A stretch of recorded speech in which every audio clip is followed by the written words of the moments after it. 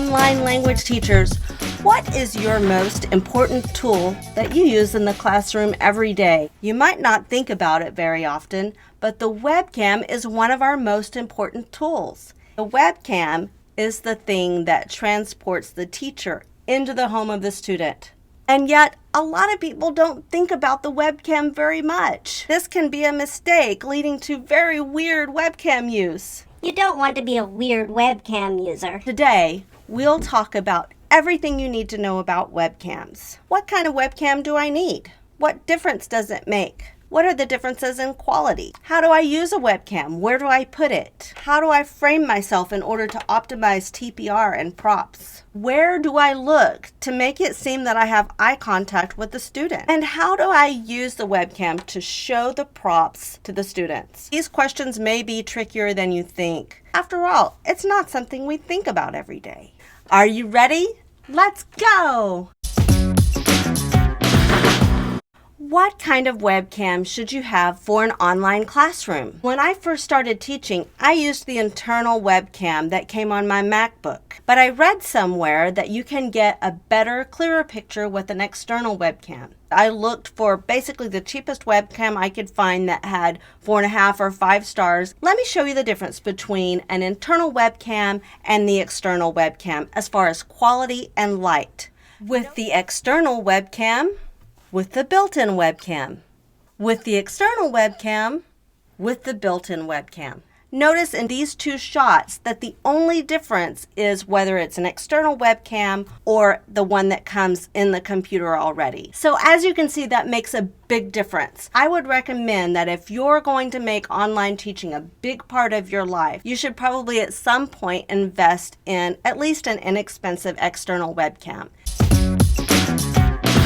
What is the proper placement of my webcam? Some teachers set their webcam to the side and then look forward as they speak. This is not a good way to make eye contact with the student. So if you are using an external webcam, rather than setting it to the side and you looking forward, either look toward the webcam, which may or may not work, or try to position the webcam to where it's more or less where the screen is, where you will be looking anyway. You might be surprised to know that some teachers position the camera so far above them that we get to watch the top of their head through the whole class. As you can imagine, this is very exciting for the student. Yes! In some of the previous videos, we talked about elevating that webcam. What we're talking about is raising the webcam to where it is at eye level so that we're looking directly at the webcam. In most cases, this means elevating your laptop or your webcam maybe 6 to 8 inches. It does not mean to place it over your head. I get the question occasionally, where do I look when I'm in the classroom? How do I make it look like I have good eye contact with the student? You have to look at the camera in order for it to seem like you're looking at the student's eyes. If I look at myself, here's what it looks like. Right now, I can see myself, but it doesn't look like I'm making eye contact with you. Furthermore, if I decide to look even further down, say maybe at the student or at something else on the screen, then it can appear even more off. Here's what it looks like when I'm looking at a lower corner of the screen, say where a student might appear. Hello, how are you today? It's nice to see you.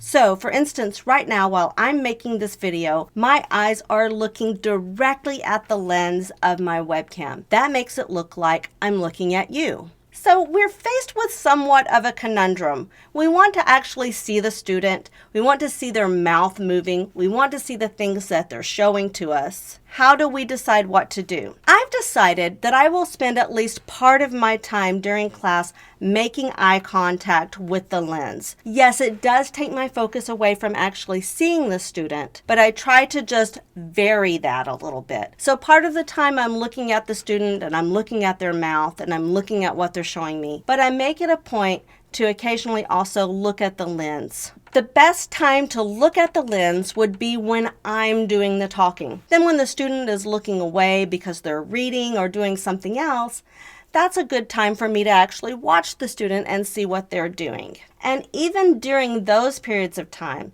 I may dart my eyes from actually looking at the student to looking at the webcam, just to make sure that the student doesn't feel like I've lost eye contact with them completely. It can be difficult to remember where to look while we're in class. For me, when I first started doing the videos, if you watch some of my old videos, I'm looking at myself quite a bit, so I'm not making eye contact. But then I thought of a neat trick, and I glued some eyes onto my webcam.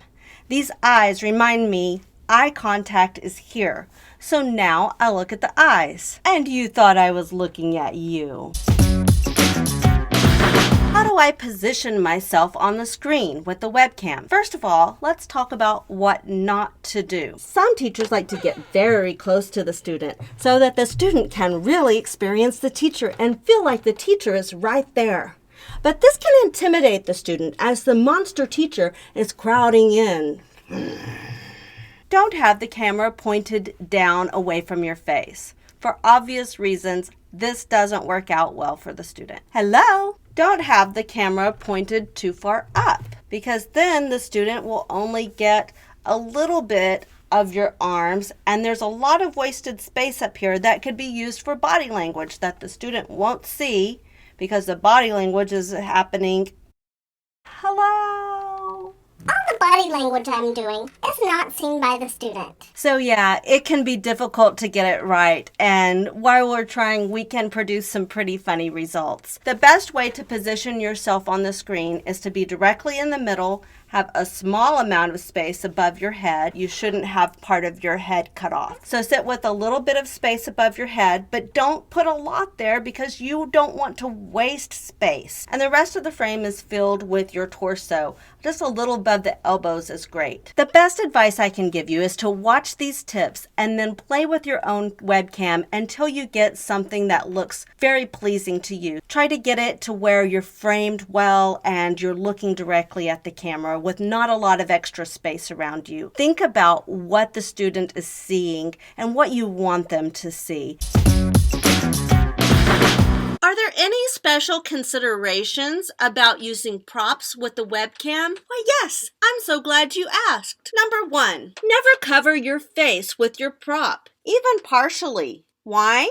Because the student needs to see your mouth. Imagine you're learning Chinese or Russian or whatever language is very difficult and different from your own, and the teacher has his or her mouth covered. You can't understand what she's saying. You can't see her mouth to try to help you figure it out. Another consideration is that we're teaching our students to pronounce the words. In order to do that, students need to see our lips, our tongue, our teeth. If your mouth is covered, the student cannot see that and learn to pronounce the words properly. So, if you can at all avoid it, try not to cover up your face with your props. Moving props in and out of the camera can create a distortion. When you're on a teaching platform, it's likely going to have enough lag that there's going to be distortion. And often that distortion will only resolve just as the teacher moves the props again. You'll see students straining to see what the teacher's showing them, and sometimes they never really get a good glimpse of it. And number 3, which number 3 can you read the best? This one or this one? Remember, finely detailed or tiny props may not be the best choice in the classroom. Think bold, bright, and as large as you can reasonably fit on screen. And finally, you might want to consider how reflective your props are. I love this yellow striped H. Oh, you can't see that it's a yellow striped H? The light and the reflective nature of it are washing the color out. This can also happen with a whiteboard or a flashcard. And watch this. It can even change the lighting in your classroom as the camera tries to compensate for the color and the reflection. So try your props out ahead of time, especially laminated, shiny, or very lightly colored props. I hope this video was very helpful for you, and I'd love to hear what you've learned about using a webcam in your class. Thanks for watching. See you next time. High five! Bye.